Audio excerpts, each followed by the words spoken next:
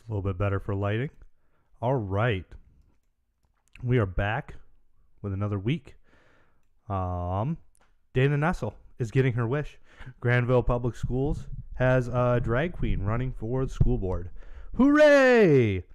We will discuss all the school board races in Ottawa County. Well, the ones that I'm currently looking at. Well, there's three. There's three we're going to discuss. So we will also be discussing why drag queens are applying to be on the school board. Why is this happening? We'll talk about it. Also, what are your public school teachers learning? Why do they seem so opposed to what parents want taught in their classrooms? We will discuss and give some audio clips from a local college. And finally, men are being called to step up in our county. We have problems, and it takes men leading to fix many of them. All that today on the Homes Politicast. I'm Anon Don. Thanks for joining me today.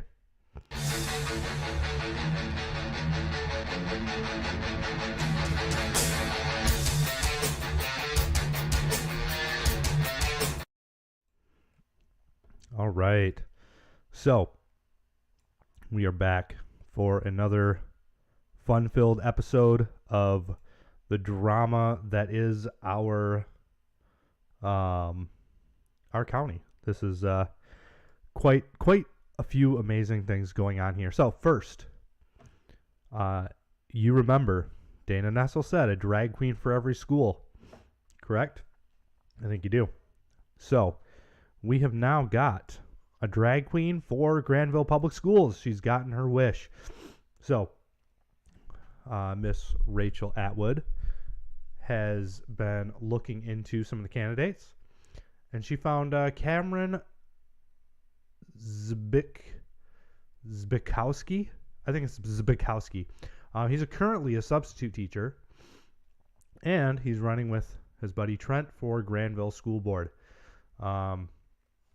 Now, she makes this point that candidates should probably be transparent about who they are, right? That's kind of a good thing. Parents want to know who they're voting for the public schools.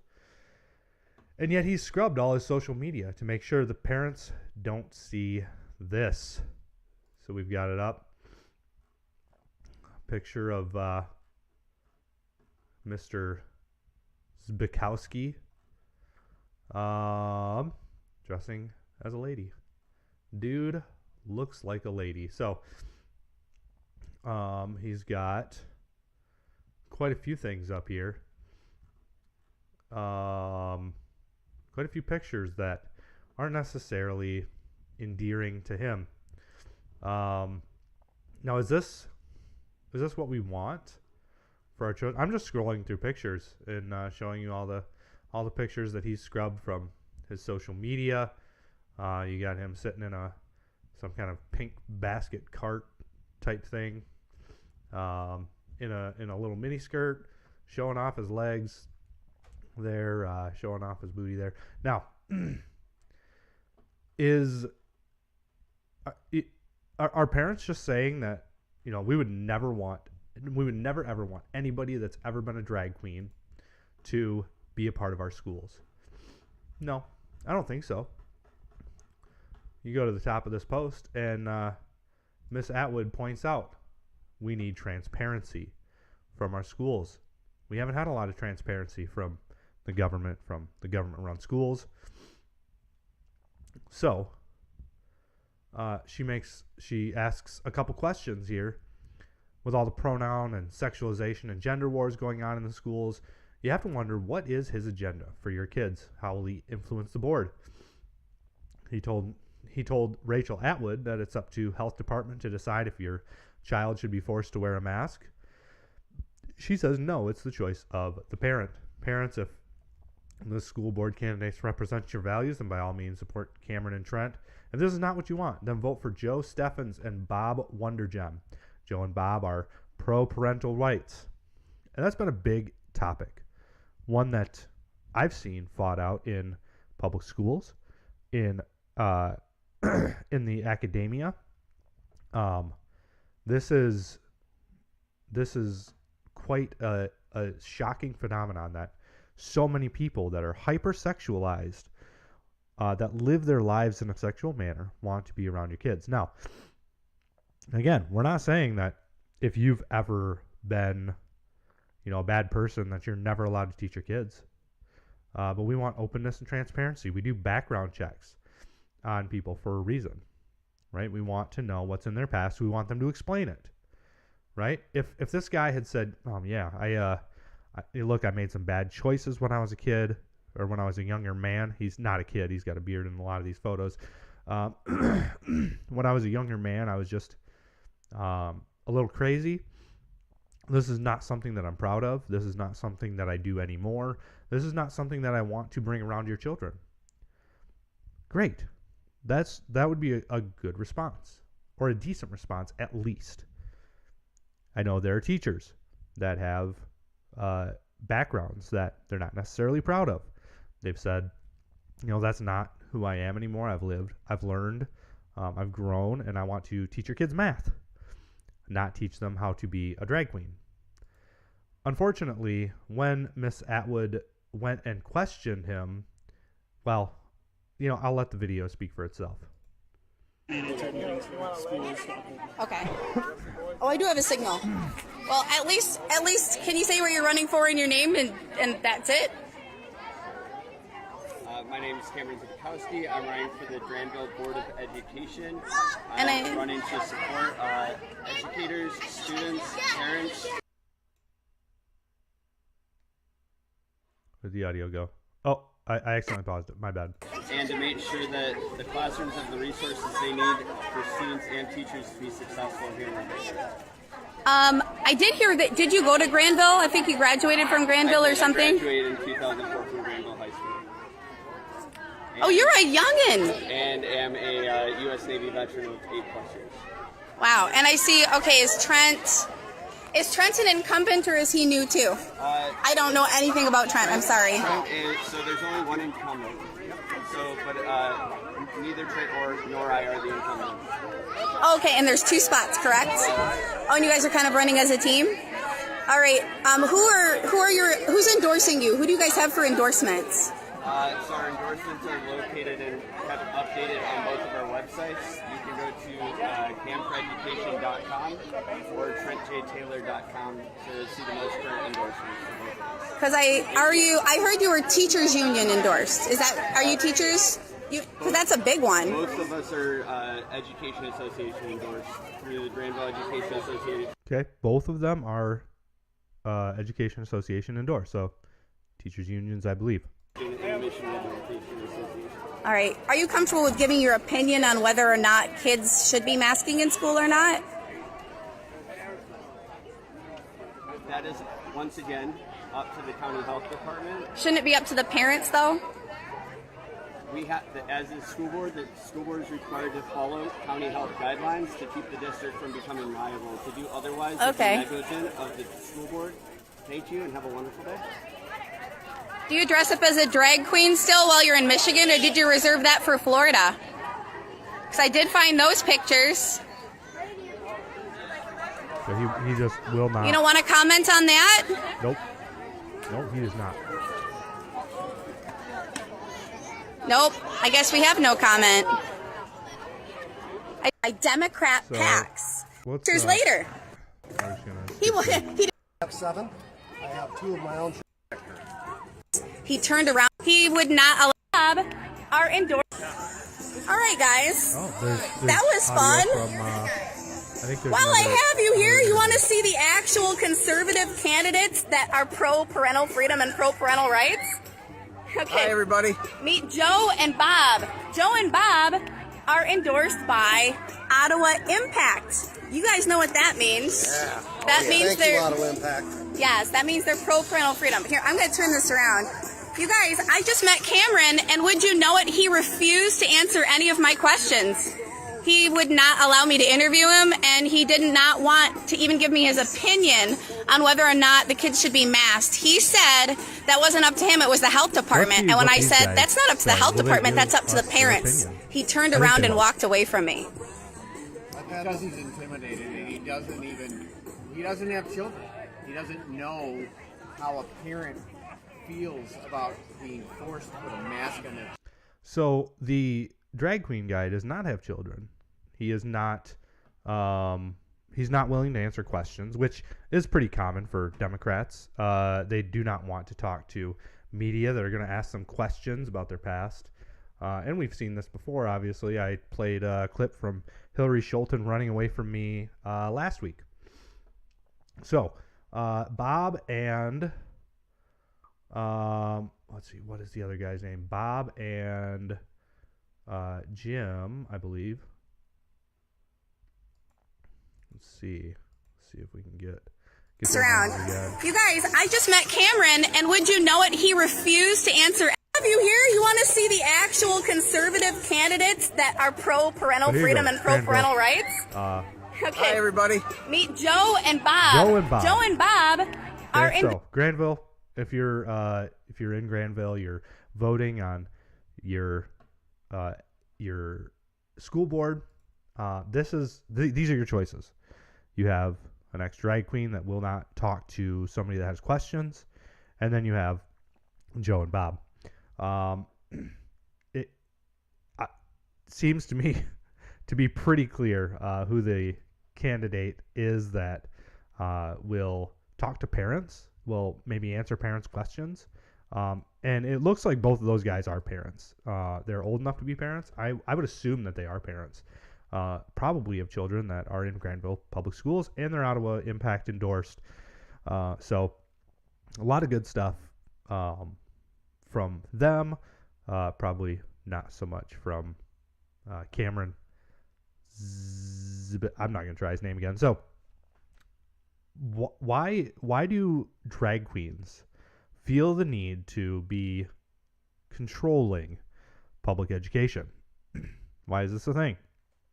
Well, all of our educators right now, and this is a transition to the next portion of our show. Bad at transitions here, getting better, but most of our educators are getting,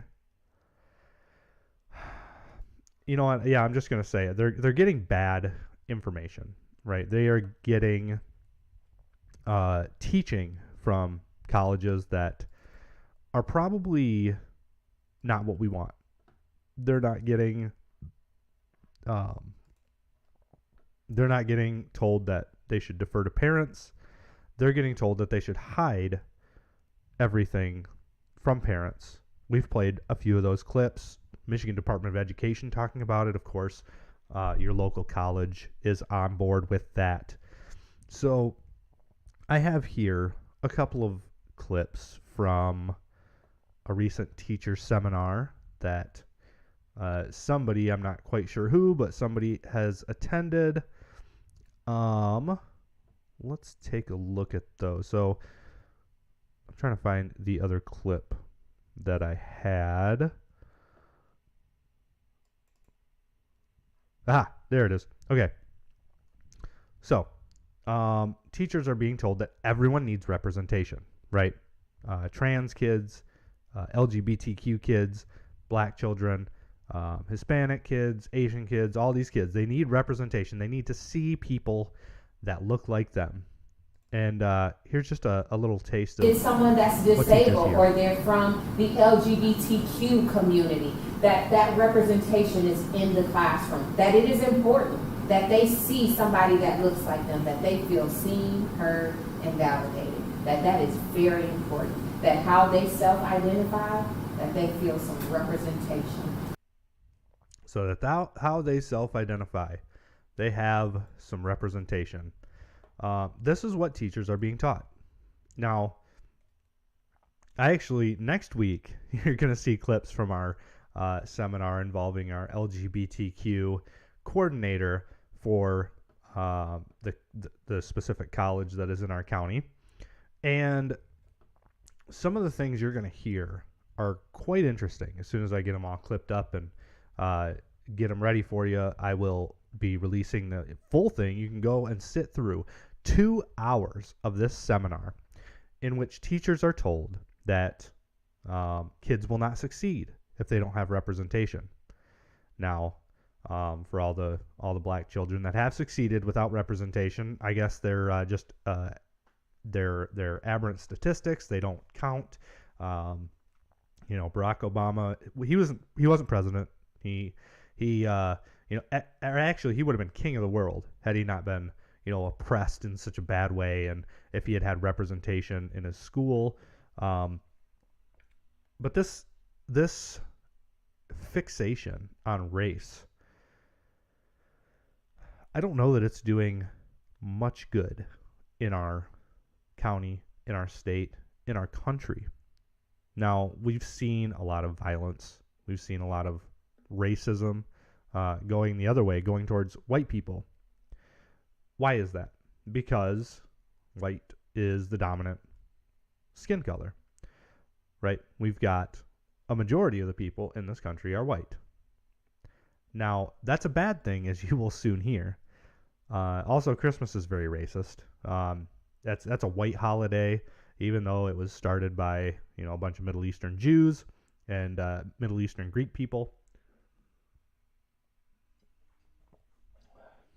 Actually, it may have been started by the Roman Catholic Church. I'm not exactly sure on the origins of Christmas, but I know it wasn't celebrated by primarily white people at the beginning, because white people came in a little bit after the founding of the church and the celebrations of Jesus and of the sacrifice that he made, of his birth.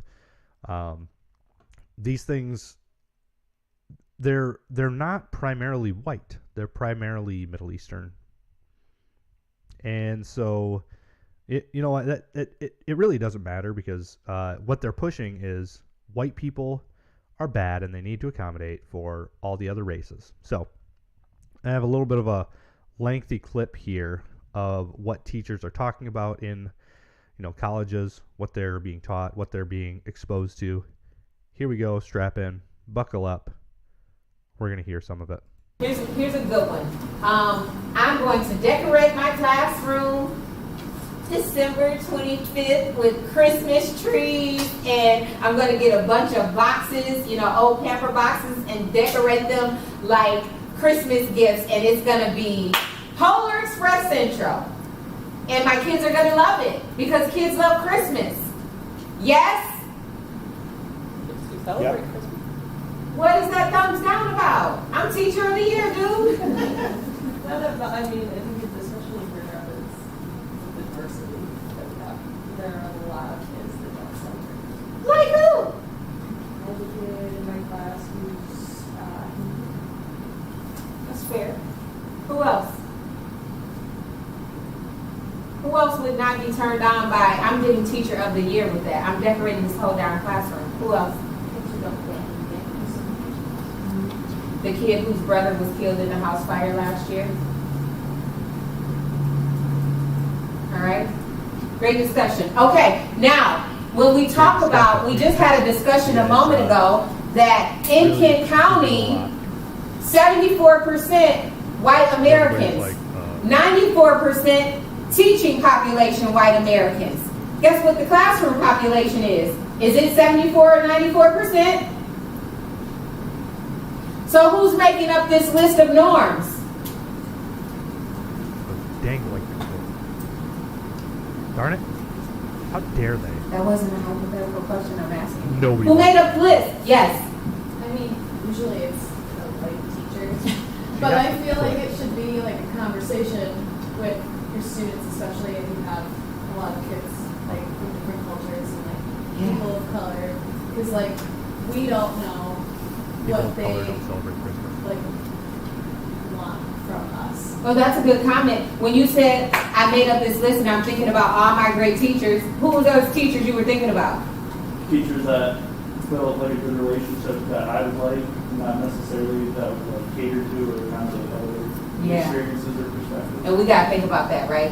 I mean, we got to really have those conversations. Yes. Sort of related to what you were saying. So I grew up as Jehovah's Witness. Yes.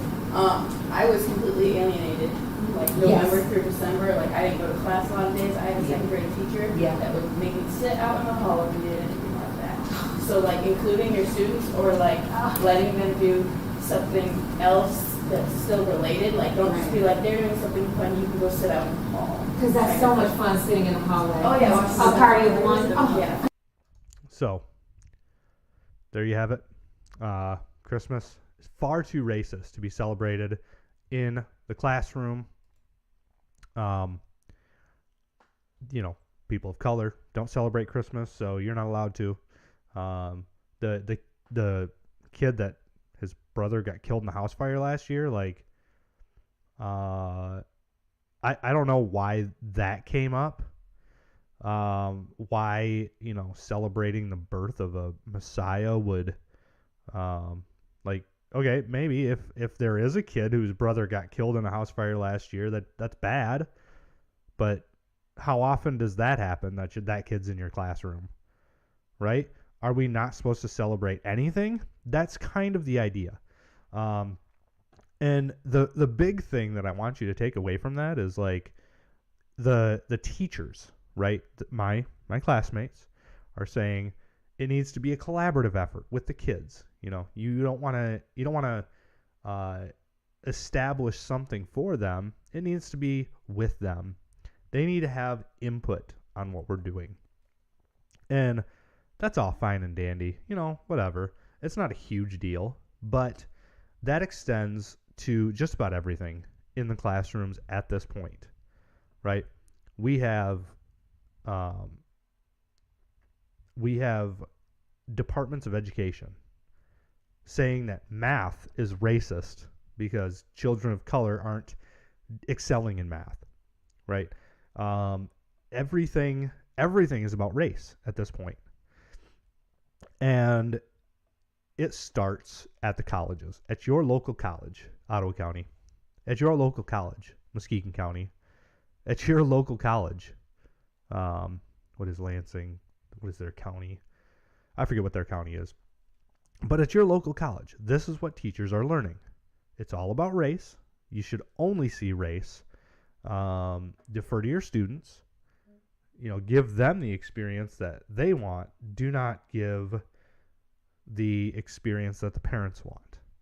And of course, that's what we see with school board members like Mr. Cameron Z, Mr. Fensky, other people that we put in leadership, expecting them to lead in such a way that keeps us free and is beneficial for our children and gives the parents the control over their kids. We don't want that. We want the kids to be totally autonomous from their parents. Why? Well, because if you break the kids away from their parents, if you break the kids away from their families, you can basically groom them into whatever kind of ideology that you want. You have the control. If they think mom and dad are horrible people, then that gives you the parental status. They will defer to you, which is kind of, they're sneaking that in the guise of like giving students the opportunities, right? Adults know what students need to learn, not the students. The students don't know what they don't know. They're ignorant. That's why we send them to school to learn. Now you can say, oh, they have Montessori schools and the children are totally in control of their education. Well, that's fine. But they still have teachers guiding them. They still have teachers that help them, with other things. And they have parents generally that are very involved in their education. It's not just the student is off on their own doing whatever they want. They have a lot of guidance. We're giving that guidance, and we're saying to kids, look at your skin color. You need representation You need to see people that look like you. We need to see. You need to idolize. I was looking for that word. Sorry. You need to idolize people that look like you. You should read literature by people that look like you. And again, that's all fine. But when you make that the focus, then you have problems with racism because everybody's only thinking about the color of their skin. And that's a sad thing. I feel like we had a couple very prominent leaders that tried to get rid of that. That tried to say, no, we don't want people looking only at the color of their skin. Right? Okay. So I forgot to talk about the Grand Haven School Board. Grand Haven School Board has a couple of Ottawa Impact candidates running as well. Give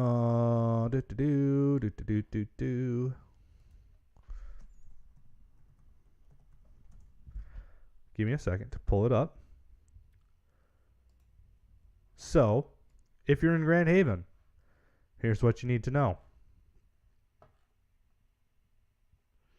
Let's see. Oh, they don't even... Okay, so the Tribune doesn't look like they have the Ottawa Impact candidates. Oh, there's John Seaman. Yeah, he's going to be a good one. Yeah, so the Tribune is not even giving the candidates. That's great. Great work by the Tribune, right? So we'll give you all the candidates. We'll give you the rest of them. Oh, you can't see what I'm doing. Look at that. Whoops. Okay, so Tribune, Grand Haven Tribune. You got, okay, so Seth Holt, John Seaman, Barbara Petrangelo. So that's your Grand Haven Tribune staff. Let's see when this is updated November 6th, so not very long ago. Let's see if we can find the Ottawa Impact candidates. Dang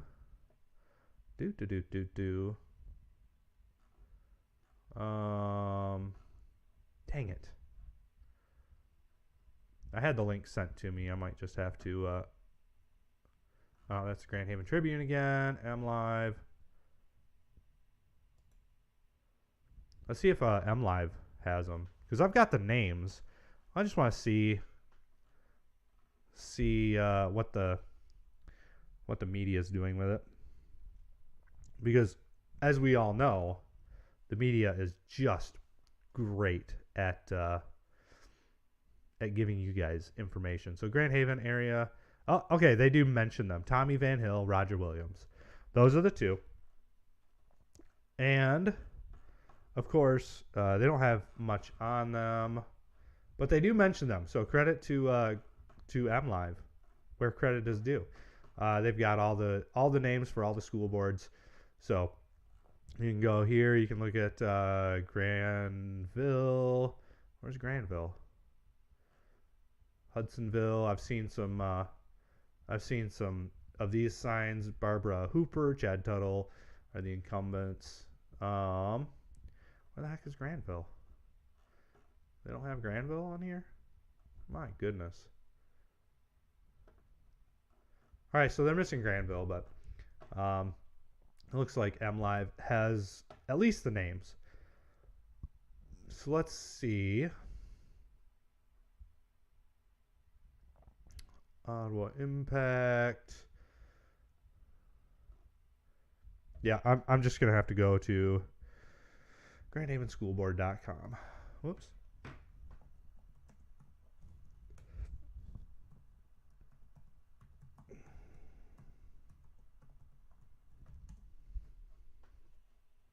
See if we can find... yes, it's coming up. Okay. So your conservative candidates for Grand Haven School Board: Roger Williams, Thomas Hoekstra, and Tommy Van Hill. They've got... Looks like they've got links here. You can learn about the candidates. You can get a yard sign right here. Look at that. Let's see. I want a yard sign. I want a door knock. Look at that. Great. So it looks like you don't even have to pay for a yard sign. They are giving them out. So go on to, what was that address? GrandHavenSchoolBoard.com. If you are in Grand Haven, you want to have an impact on your school board, this is a great way to do it. Get a sign in your yard. Help the conservative candidates win. Help the candidates win that you want in your schools. So I have for you, let me see, I think one more thing that I really wanted to get through. It is a call to men, dads in particular, because we have a problem, as I've noted. We've got drag queens in our schools. We've got all kinds of crazy stuff being taught to our teachers. So Restoring Ottawa posted this. Says, for those of you on the audio, hey dads, have you heard about the creepy men in the schools who want your daughters to read about giving boys blowjobs, or about the strange women in the school who want your son to read about how to have anal sex with other boys? You are the protector of your family. Our kids need protection now. Us mama bears are giving it all we've got, but we're getting tired. Please speak up. So this is totally accurate. I mean, you see, every time I go to one of these school board things, every time I go to some rally, I see a lot of women there, a lot of mothers, a lot of grandmothers, and I see a few men there. But the men to women ratio, it probably not good. We've kind of had feminism upend our society, even in the conservative realm, right? Fathers, this is a good thing, to have fathers working in the home, okay? Not the feminism. To have fathers working outside of the home, in the home, whichever, to provide for their family, to have an impact in their workplace. But we need to have an impact in the community as well. Men need to be leading. Some men are. We've spoken with Mr. John DeBlay, who is a precinct delegate. He is doing a lot for the county. There are other men that are stepping up. Joe Moss, Roger Belknap, some of the candidates for Ottawa Impact. But it seems to me that a lot more of the work is being done by women. I was recruited by a woman to go knock on doors to get Proposal 3 voted down, right? And while that's good, I'm so glad she's doing that. She says it's very hard to get people to volunteer. So I want to make this point as graciously as I can. We need to be involved in our families. We need to be involved in their lives. We need to be there for our families, yes. But if our civilization crumbles around us, it's going to be a lot harder. It's going to be a lot more challenging to be there for your family, and they will take your children. They're trying. I've showed you that, right? They will take over everything that you hold dear. You will be a cuckolded man to the state. They will decide what you teach your children. They will decide what you are allowed to believe, right? We've got a bill going through Congress right now that is trying to make it illegal for you to hold the opinion, for nonprofits and churches to hold the opinion that homosexuality is wrong. That's not hyperbole. That's not blowing things out of proportion. This bill is really going through. So, men, we need to get involved, right? I don't know how to say it any more graciously than that. I love seeing men being involved, leading in their communities. We need more of it, right? We need men to stand up and say, no, parents get the rights over their children.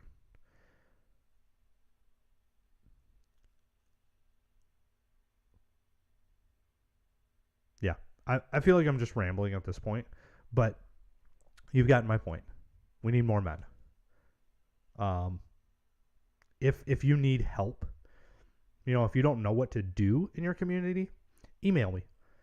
You can message me on Facebook. You can message me on Twitter. I can help you find things to do for your community that will be good. In fact, there are many things that Christians can do.